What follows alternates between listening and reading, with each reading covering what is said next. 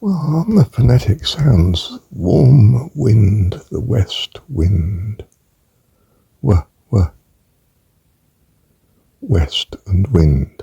It's warm, you see. Well, it's warm if you're in those latitudes.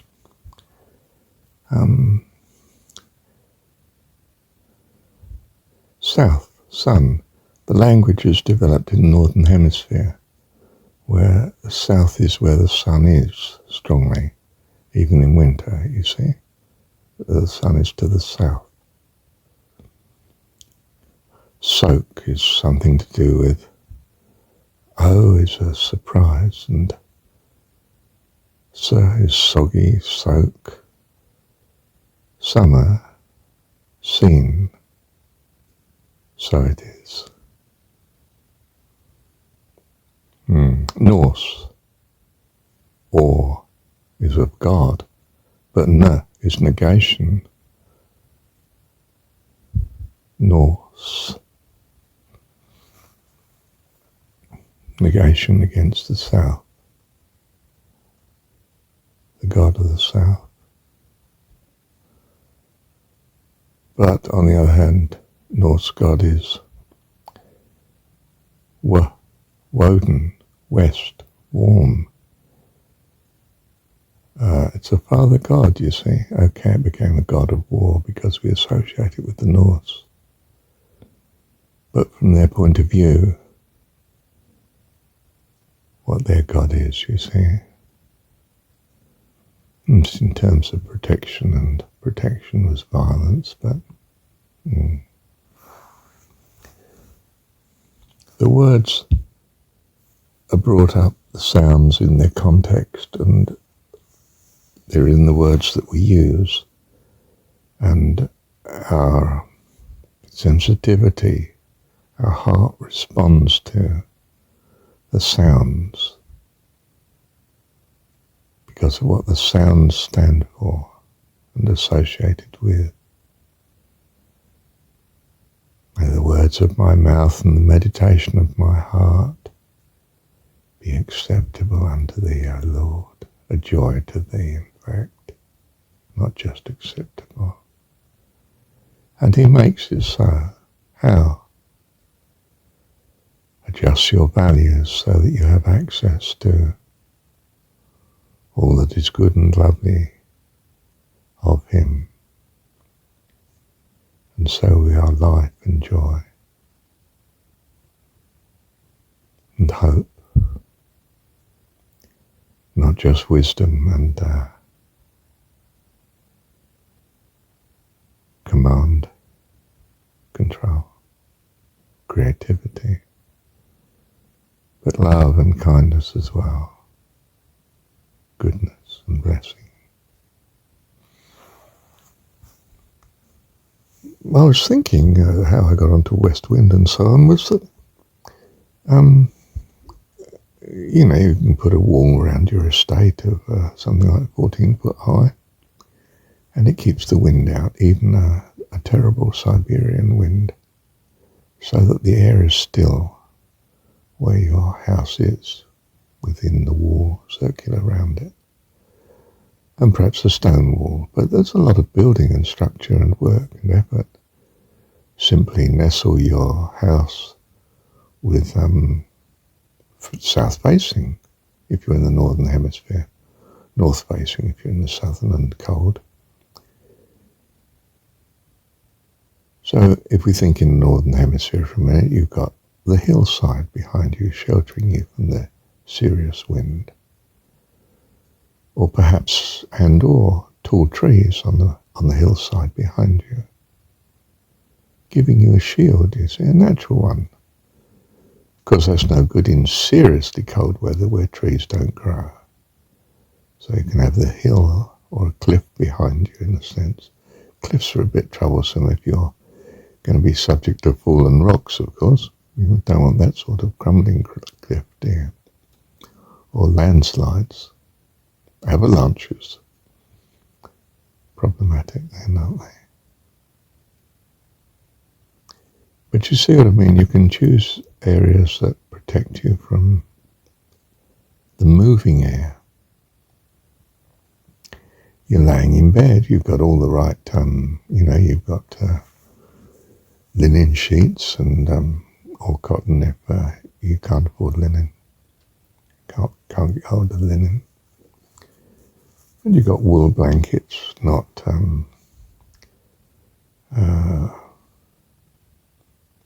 modern industrial materials. But you need cotton pajamas, or cotton slacks and cotton top, shirt. If they're cold nights, because that's going to keep a still layer of air close to the body, so that the cavities between you and the bedding, well, that air is cooler, needs to be heated, but you're insulated from it by a layer of jammies. Simple protection from moving. Moving cold air has a chill factor, which is enormous. Gets in the cracks of the building and so on. You want double or triple glazing and so forth. In fact, your house needs to have something like a brick or a stone mass that will absorb the sunlight in the daytime when it's sunny, and give back the heat for the next day or two, keeping your minimum temperature up. You need to have like a stone or a bulky brick fireplace in the centre of your house, so that it radiates heat out in all directions and continues to radiate out the heat from the stored heat of when you last had a fire. So all you need is a fire for a couple of hours in the morning, and perhaps a top up a couple of hours in the evening, and you sleep well. Assuming your building is sound of drafts and so on. And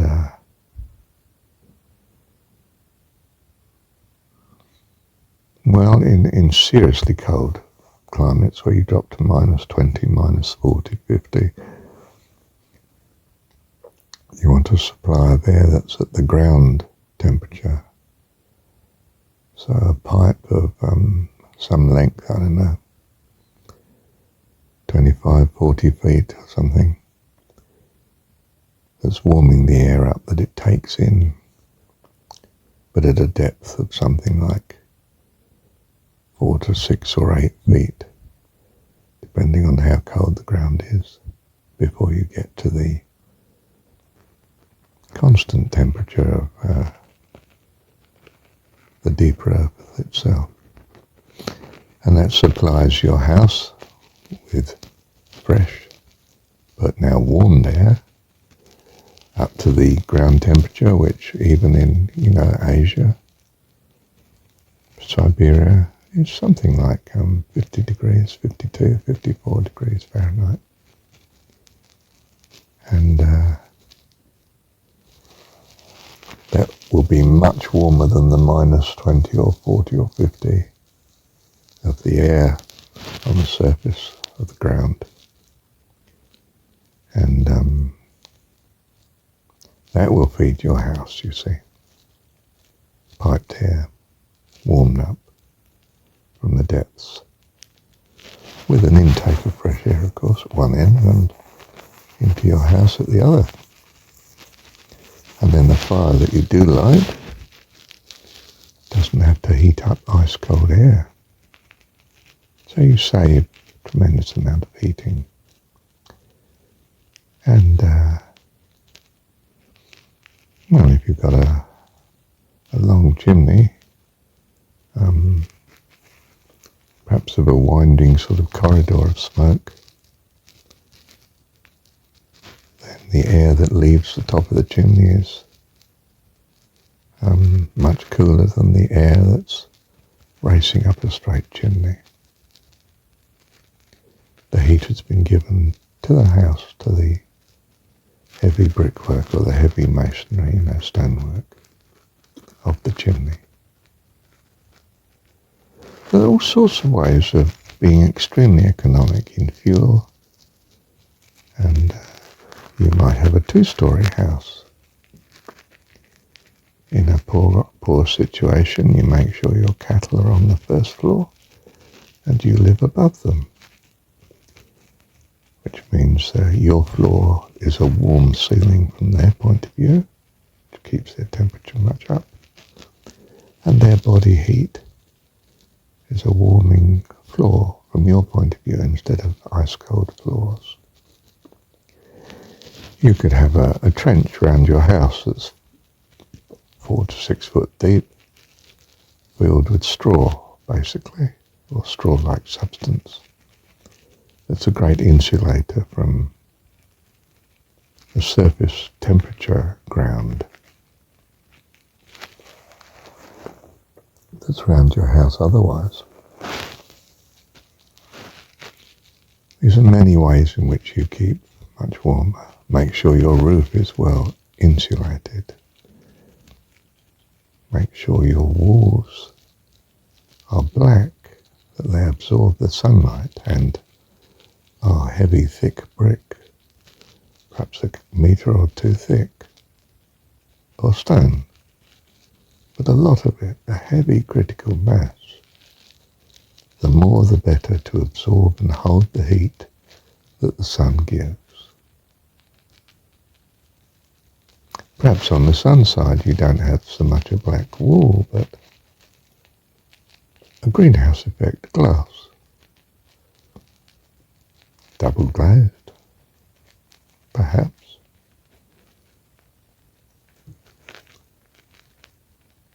Or your windows on the sun side are double or triple glazed, allowing a lot of light in, but well insulated at night time. With shutters, close the shutters at night. And not necessarily just on the outside, because you don't want to go out in the cold if it's minus 40. You have shutters on the inside.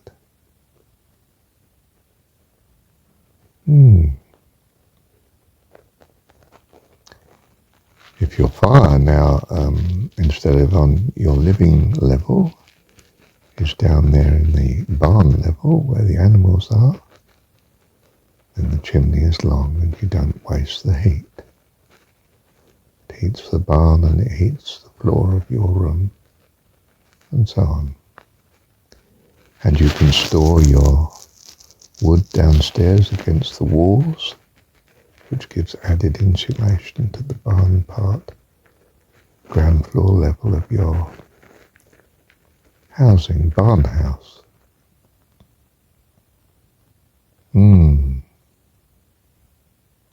Depends whether you're having a 2-story building or just 1 story, doesn't it?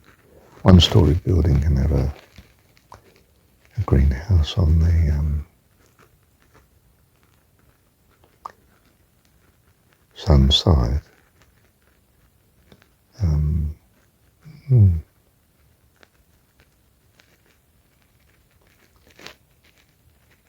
Lots of things you can do to conserve heat, collect heat from the sun during the day. If it's really cold weather, the day can be extremely sunny. You want to collect that heat, don't waste it. Shelter your house. Circular 14-foot wall, made of stone, but that's a lot of work. Trees, if you're in a country, it's not so cold it kills the trees. But sun-facing slope, yes. Protection, especially round to the protection from the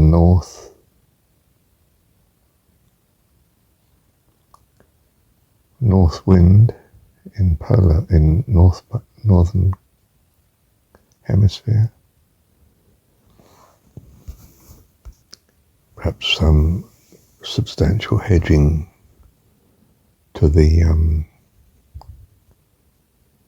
west. If you've got a southwest wind, west wind that's strong, can still be cold, can't it, in winter?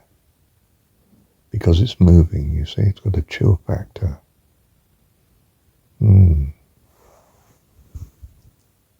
If you're thinking of this two-story house and you don't have animals, of course, then you could have a cellar built deep into the ground so that the cellar's getting the ground temperature in its floor, which will heat your cellar to some, and put the fireplace down there. You don't have to go out in the cold. You store your wood against the wall, which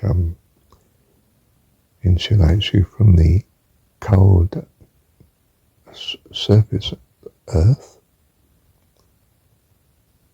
And then your living accommodation is at ground level above it. You've got a warm floor, you see. Holds its heat down there. Gives you a whole of the warmth of your living area. And the chimney coming up through your living area, going up again to the top. So you have a long chimney in effect, and you're getting the benefit of most of its root out of the house. Not a long chimney where the heat of the fire is just being lost and radiated out into the open countryside. Yes. And of course sleep with thick woolen mattress, thick woolen blankets, and linen and jammies, and not electric blankets. You don't need to waste power. Hot water bottles. Put a couple of covers on them so that they last the night, radiating out heat to you.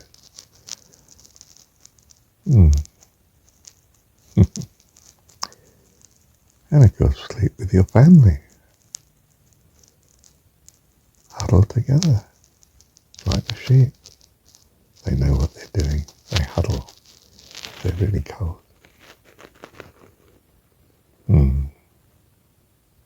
In fact, looking at the way sheep live, you learn how to keep warm. Have woolen jumpers, woolen clothing, woolen coats, hats. Seek the shelter, huddle together, eat a bit more in winter. Oh, have a porch on your house, wherever the ground floor is, so that when people come in you don't lose the heat straight out of the house fast, but just that volume of air where the person enters, shuts the outside door behind them, and then opens the inside door.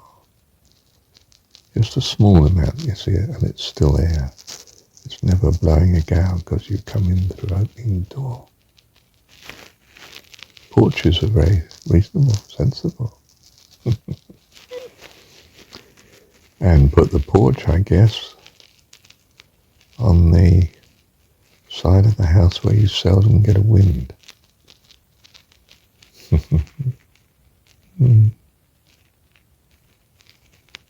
Just a bit of thought. Gosh, I've gone on for nearly 20 minutes. I must stop. Thank you, Heavenly Dad. Did you notice warmth, W, west, warm, or the goodness of warmth, or warm, warmth, m for mother, th. Not sure what th is. This is a definite article, but th, thick.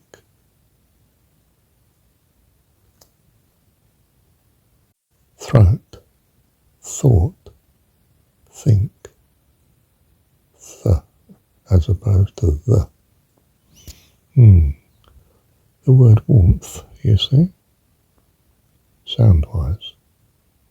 May also say, what about the word war? Well, I don't want to meditate on the negative side of things, but a wager, a war, wicked, want.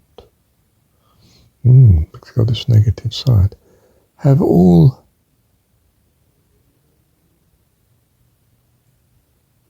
an Eastern sort of view is that all things have their positive and negative attributes, well, especially Hebrew. If you know the spelling, you know the sound, and you're not sure offhand whether it's a positive or negative connotation, and that depends on the sort of context. If you're trying to find the meaning of the word by its origin, amazing language, Hebrew language. There are apparently others that, just the spelling itself gives you a clue as to the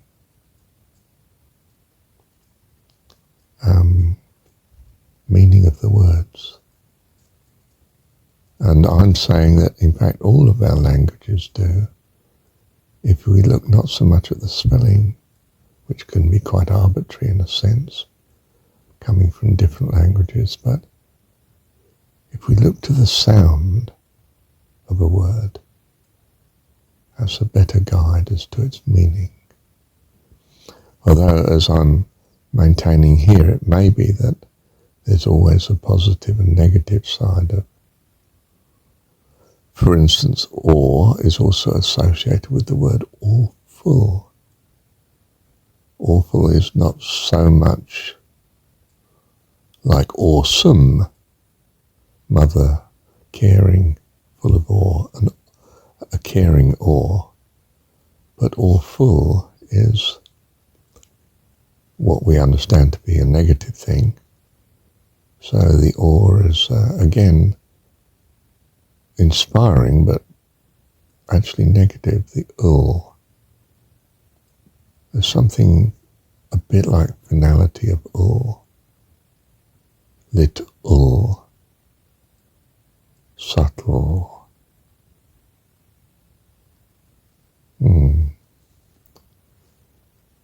I don't mean it's a sure way of understanding a word, but interesting to look at its phonetic sounds.